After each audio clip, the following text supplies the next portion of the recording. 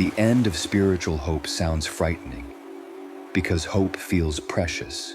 Hope says, one day I will be free. One day the mind will be quiet. One day the search will be over. One day I will finally arrive. Hope keeps the seeker moving. Hope gives the little me a future. Hope says, not yet, but soon. The spiritual mind lives on this. It may call it devotion. It may call it practice. It may call it trust. It may call it patience. But very often, underneath everything, there is a simple hope. Something will happen later that will make this moment complete. Something will be found later that is not here now. Someone will become free, and that someone is me. This is the dream of the seeker.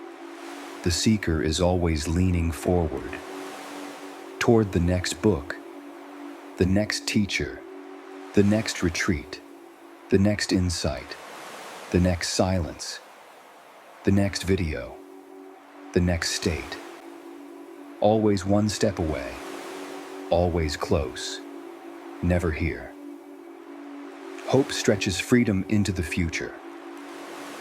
But what if freedom does not belong to the future? What if freedom is not waiting at the end of the search? What if the very hope for future freedom is the way separation keeps telling its story? Not as a mistake, not as a sin, not as failure, only as a movement of thought, a wave rising in the ocean. The little me hears this and becomes uneasy. It says, "Are you telling me to give up hope?" No one is being told to give up anything. Giving up hope cannot be done by the little me. If the little me tries to give up hope, then hopelessness becomes its new spiritual project. I am the one who has no hope. Now hope has simply changed clothes. The end of spiritual hope is not an act of will. It is not resignation. It is not despair. It is not becoming cold or lifeless. It is not the person saying, nothing matters anymore. That is still a story, still a position, still the little me making a conclusion. The end of hope is much simpler. It is the fading of the belief that freedom is elsewhere. Hope depends on distance. There must be a gap between this and that, between now and later, between me and oneness, between the seeker and the sought. Hope lives in that gap. It says, keep going. You are not there yet. Maybe tomorrow. But if there is no gap, what happens to hope? The wave hopes to find the ocean. It hopes to become more water. It hopes to arrive. It hopes to merge. It hopes to be accepted by the sea. But all the while it is water. Its hope is made of water. Its longing is made of water. Its fear of failure is made of water. The ocean is not waiting for the wave to become worthy. The wave never left. Spiritual hope can be very subtle. It may hide inside beautiful words. Surrender, awakening, grace, presence, stillness, freedom. The words are not the problem, but the little me may use them to build a future. A future where it finally becomes what it thinks it is not. This is how even the deepest teaching can become fuel for the search. A sentence is heard. You are already free. The mind says, good. How do I realize that? Another sentence is heard. Nothing needs to be done. The mind says, good. How do I do nothing correctly? Another sentence is heard. There is no seeker. The mind says, Good. How can I get rid of the seeker? And hope continues. This is not wrong. It is almost tender. The little me is trying to survive. It believes it is alone. It believes it must find safety. It believes it must reach home. So it hopes. It practices. It searches. It waits. Nothing in this needs to be condemned. The seeker is also the one appearing. But the invitation here is not to polish hope, not to strengthen it, not to decorate it with spiritual language, only to see what hope assumes. It assumes absence. It assumes distance. It assumes a future completion. It assumes a separate one who will arrive. Are these anything more than thoughts? A thought says, I am not free. Another thought says, one day I will be. Another thought says, I must keep searching. Another thought says, I must not lose hope. This is the machinery of the spiritual path, and all of it appears now. Even the hope for tomorrow appears now. There is no tomorrow outside of thought. Tomorrow may appear as an idea, a plan, a memory of expectation, but it appears now. The future is never experienced as future. It is experienced as thought, now. So the hope for future freedom is a present thought, and that thought appears in what is already free. This is too simple for the mind.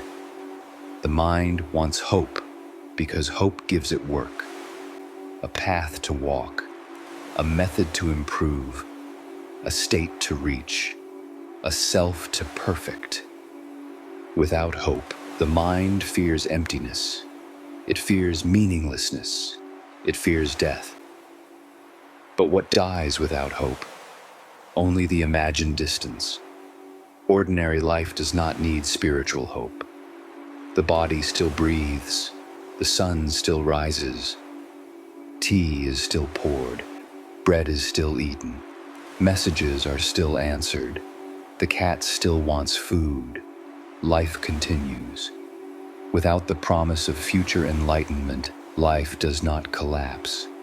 It simply loses one heavy dream. The little me says, but if I have no hope, I will stop practicing. Maybe practice stops. Maybe practice continues. Meditation may still happen. Reading may still happen. Listening may still happen. Silence may still happen. But perhaps the burden changes. Meditation no longer has to deliver enlightenment. Reading no longer has to produce the final answer. Listening no longer has to become progress. Everything is lighter. The end of hope does not mean the end of care. Kindness may appear, action may appear, healing may appear, learning may appear, change may appear. All of this can continue. But without the heavy spiritual bargain, I will do this so that I become free. Freedom is not payment for good behavior. Freedom is not the reward for a successful seeker. The mind may ask, then what is left? This, not as an answer, not as a philosophy, not as a consolation prize. Just this, breathing, sounds, sensation, thought, listening. The simple fact of being, too ordinary for hope, too close for the search, too present to be found. The seeker wanted something extraordinary, a final experience, a lasting peace, a shining certainty. Instead, there is the room, the body, the sound, the next thought, the next breath. The mind says, This cannot be enough. But enough and not enough are thoughts. This does not need to be enough. It simply is. What you are is not waiting for hope to end. This is important. Being is present while hope is alive. Being is present while the search continues. Being is present while the little me still dreams of awakening. The end of hope is not a condition for oneness. Nothing is a condition for oneness. Hope itself is already included. So do not make a new teaching out of hopelessness. Do not say, I must become hopeless. That would be the same old movement. The little me trying to reach a state. The seeker trying to become a non-seeker. The mind trying to escape the mind. Let hope be there, if hope is there. Let it fade, if it fades. Let longing move, if longing moves. Who would control this? The end of spiritual hope is not something you do. It may happen when the search becomes tired, when the next book no longer promises home, when the next technique no longer shines, when the next answer no longer satisfies. Not as bitterness, not as defeat, more like a quiet laugh. The glasses were on the nose, the wave was water, the bed was never left. There may be sadness in this. The little me may grieve the future it imagined, the future awakening, the future purity, the future perfect peace, the future enlightened version of itself. Let the sadness be here. Sadness is not outside the one. Grief is not outside the one. The loss of spiritual hope is not outside the one. Everything is included. And perhaps there is relief. No more chasing, no more measuring progress, no more asking, am I closer? Am I ready? Am I doing enough? Have I lost it? The whole spiritual accounting system may become quiet. Nothing to earn, nothing to prove, nothing to complete. Only life. This is not a promise. Promises belong to hope. This is only a pointer. The freedom being hoped for is not later.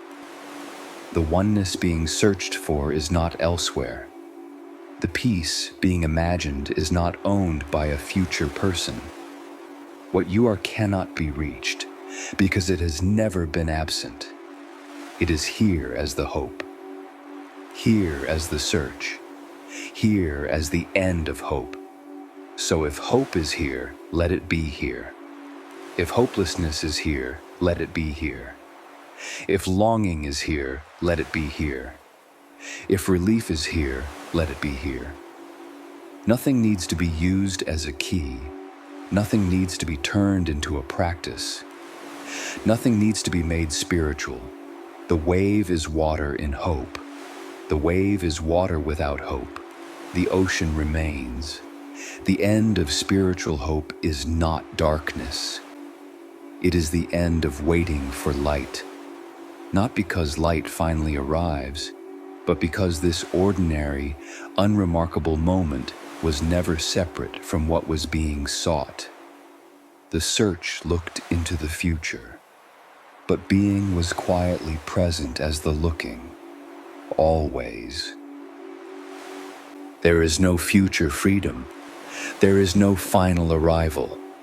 There is no enlightened version of the little me waiting at the end of the road. There is only this. The seeker may love this. The seeker may hate this. The seeker may not understand this. It does not matter. The seeker is already appearing in what it seeks. The hope is already appearing in what does not need hope.